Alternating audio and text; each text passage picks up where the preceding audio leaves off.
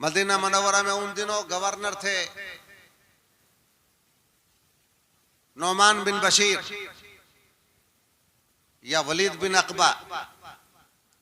Governor Medina के पास इसने खत भेजा और लिखा कि मैं अपने बाप की जगह पर खलीफा बन चुका हूं, लिहाजा तुम्हारे ऊपर जरूरी है कि तुम सबसे पहले मदीना में इमाम हुसैन से मेरे नाम की बैत ले लो, तलहा बिन जुबैर से मेरे नाम की बैत ले लो, अब्दुल्ला बिन जुबैर से मेरे नाम की बैत ले लो, और भी जो बड़े बड़े सरबराउर्दा साहब थे जिनका नाम था, जिनकी पकड़ थी, जिनका चर्चा था, जिनके असर रसूख थे, इन सबों का नाम लेके खत में लिखा कि उन तमाम लोगों से मेरे नाम की बैत ले लो।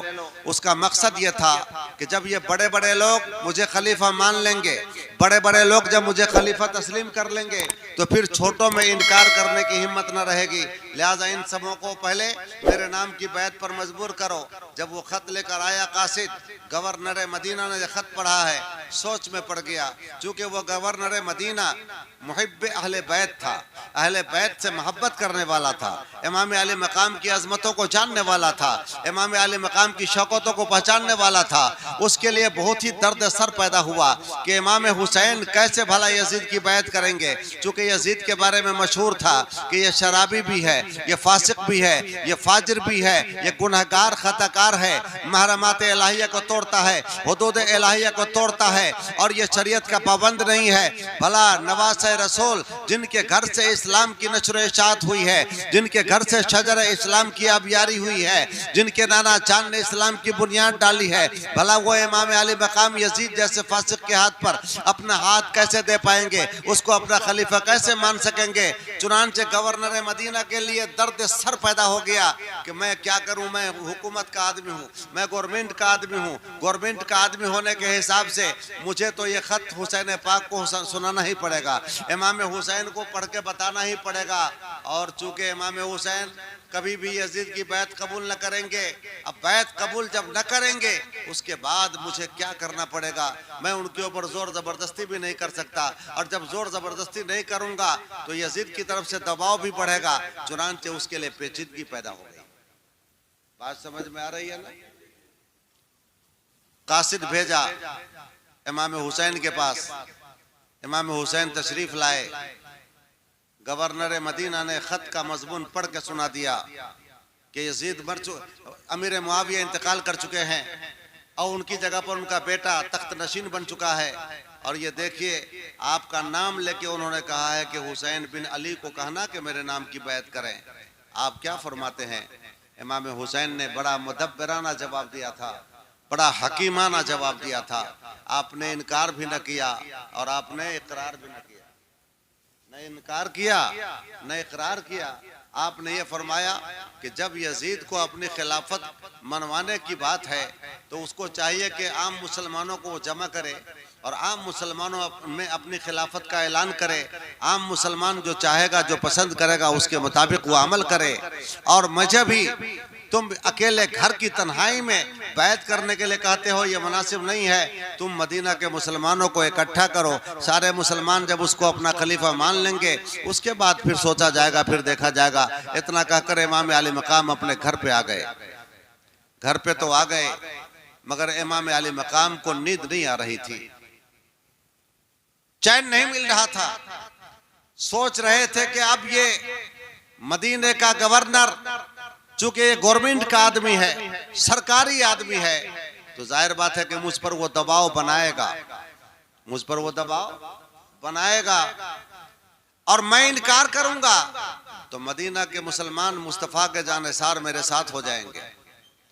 गवर्नमेंट का आदमी एक तरफ हो जाएगा, मदीना का मुसलमान एक तरफ हो जाएगा, दोनों में लड़ाई ठन जाएगी, जंग और जदाल का सिलसिला बन जाएगा, कत्ल गारत गरी का माहौल बन जाएगा, मदीना की सरजमीन खून से लालाजार हो जाएगी। इमाम अली मकाम के लिए भी बहुत ही मुश्किल घड़ी आ गई कि इनकार पे अगर अड़े रहते हैं तो मदीना में कत्ल गारत गरी का सिलसिला बन जाएगा, और अगर अड़े नहीं रहते हैं तो फिर मान जाएं ये भी नहीं हो सकता कि यजीद जैसे फासिक व फाजिर के हाथ पर अपना हाथ कैसे दे सकते हैं। चुनांचे इमाम आली मकाम ने तीसरी राह सोची, न इनकार न इकरार। आपने तीसरा रास्ता बनाया और सोच लिया कि अब मुझे मदीना छोड़ देना चाहिए, मुझे मदीना छोड़ देना चाहिए, ताकि न यहाँ रहूंगा, न गवर्नर मुझ पर दबाव बनाएगा, और न मुसलमानों के न मदीना के मुसलमानों में और फौज में जंग होगी। मैं मदीना छोड़ देता हूँ सबसे बेहतर। वाह रे मेरे हुसैन, क्या सोच में पाकीज़गी है, क्या सोच में अमन और शांति का पैगाम है। ऐसे होते हैं मोहम्मद के घराने वाले। जंग व जदाल से मुसलमानों को बचाने के लिए, मदीना की सरजमीन को लहूलुहान होने से बचाने के लिए आपने इतनी बड़ी कुर्बानी का जज्बा दिल में पैदा कर लिया।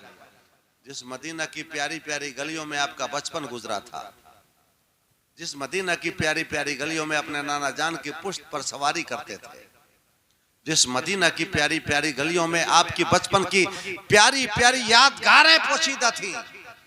आदमी को बहुत बड़ी से बड़ी सजा दी जाए मंजूर कर लेगा, लेकिन अपना गांव छोड़ा दिया जाए तो उसको इंसान मंजूर नहीं करता। मगर मेरे इमाम मदीना को लहूलुहान होने से बचाने के लिए अपने नाना जान के मज़ारे पुर अनवार पर जाते हैं इजाजत लेने के लिए।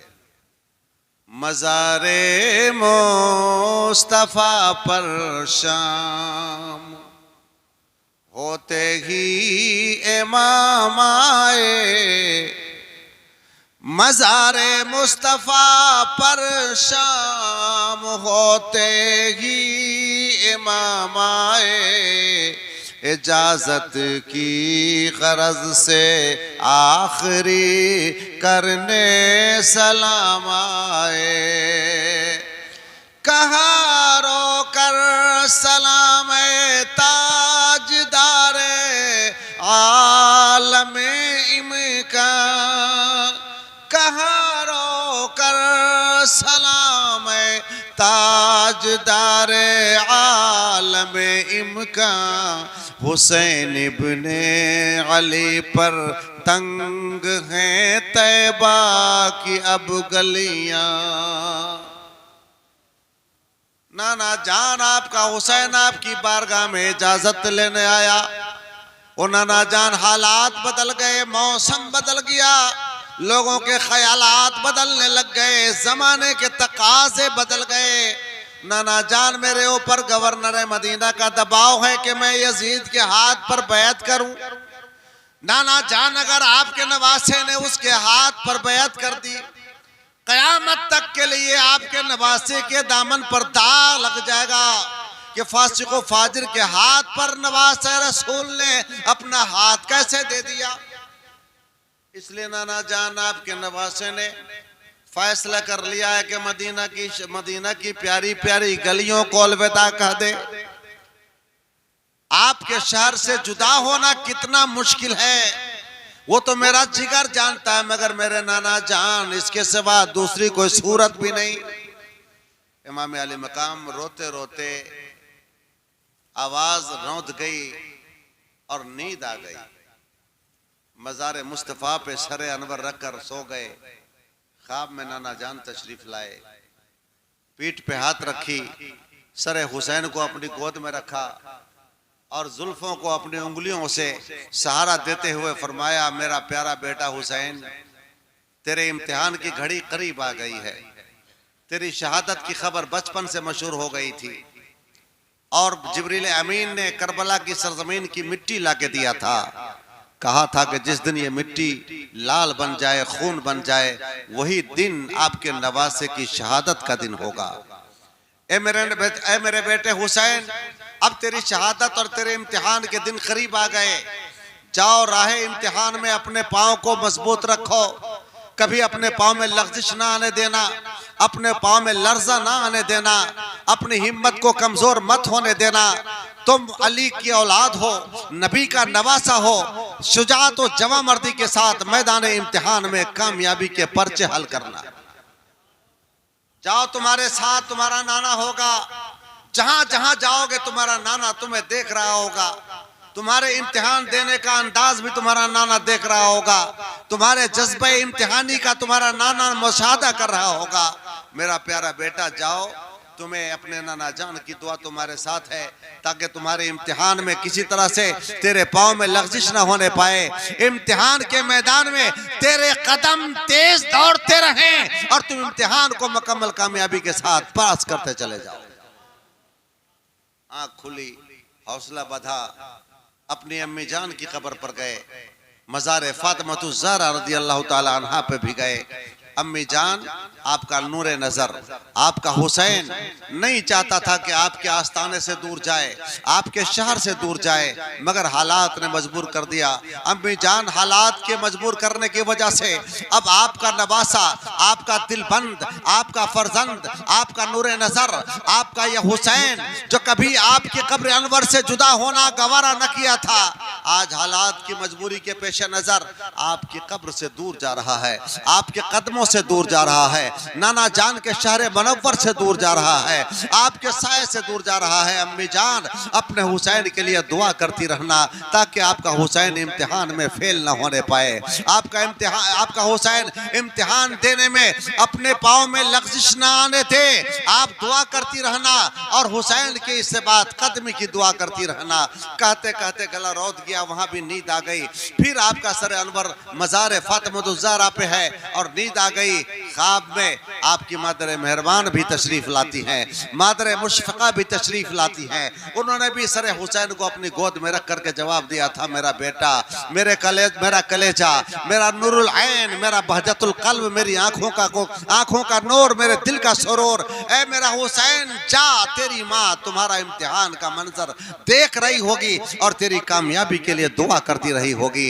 ऐ हुसैन, अपने नाना जान की शरीयत को बचाने के लिए, अपने नाना जान के कानून को बचाने के लिए, नाना जान के दीन के नामूस को बचाने के लिए, अपने नाना जान की शरीयत के तहफ़्फ़ुज़ व बका के लिए कुर्बानी देनी पड़े तो दे देना, मगर राह इम्तिहान में कदम पीछे नहीं हटने देना।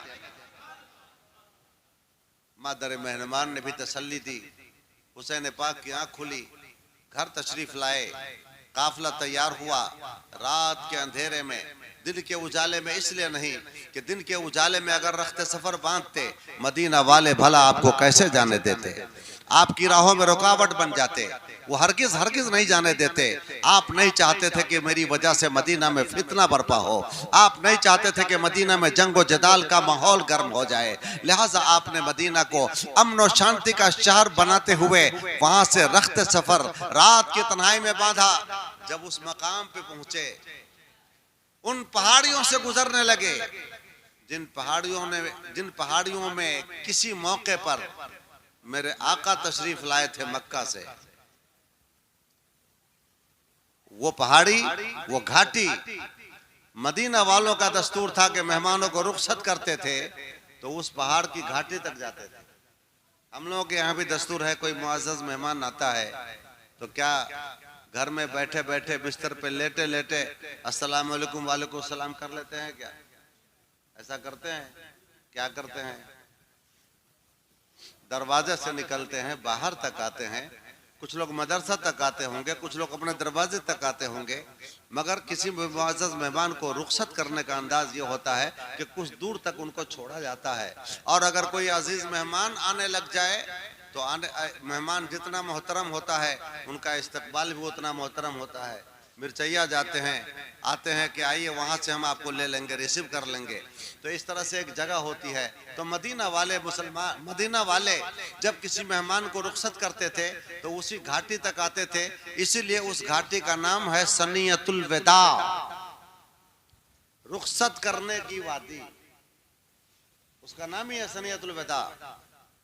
और जब कोई बाहर से मेहमान आता तो फिर उसी जगह लोग आते थे, मदीना के लोग, अपने आने वाले मेहमान का इस्तकबाल करने के लिए। इसीलिए तो हुजूर अलैहिस्सलाम जब मक्का से मदीना गए तो फिर उसी घाटी में मदीना की बच्चियां आ गई थी और उन्होंने बड़े अच्छे अंदाज में हुजूर अलैहिस्सलाम की आमद पर शेर कहे थे, तलअल बद्रो अलैना मिन सनियातिल विदाई वाजब शुक्रो अलैना मा दआ लिल्लाहि दाई। यानी विदा की घाटी से चांद नमूदार हो गया। हुजूर अलैहिस्सलाम के लिए मदीना की बच्चियों ने ये शेर पढ़ पढ़ के इस्तकबाल किया था। जब उस घाटी से इमाम आले मकाम गुजरने लग गए, आंसुओं से आपका पैरहन शरीफ तर बतर हो गया, आपकी दाढ़ी शरीफ भीग गई। रो रो कर कहने लगे, ए सनियतुल विदा की प्यारी प्यारी घाटी, मुझे वो तारीख याद है कि जब मेरे नाना जान तुम्हारे अंदर आए थे, जब मेरे नाना जान मदीना में कदम रंजा फरमाए थे, जब मेरे नाना जान के कदम मदीना में पड़े थे, मदीना के दरो दीवार खुश और मदीना की दीवारें खुश हो गई थी, मदीना की गलियों में मसरत और शादमानी की लहर दौड़ गई थी, मदीना का बच्चा बच्चा खुश नजर आ रहा था, बूढ़ा बच्चा नौजवान खुर्दो कला पीरो जवान औरत मर्द सब के सब खुशियां मना रहे थे। ऐ सनियतुल विदा की घाटी, तुम भी खुशियों में मसरूर हो गई थी, मगर आज वो दिन है कि मैं इन्हीं घाटी से अपने नाना जान के शहर से जुदा हो रहा हूं, दूर जा रहा हूं। दर्द से कलेजा फट रहा था, मगर हालात ऐसे थे कि आपको निकलना पड़ा। गर्जे के रात की तन्हाई में, रात की तारीकी में इमाम आले मकाम ने मदीना छोड़ दिया, मक्कातुल मुकर्रमा आ गए। और मक्कातुल मुकर्रमा जब आए तो मक्का वालों में खुशी की लहर दौड़ गई कि हुसैन पाक आए हैं, नवासे रसूल आए।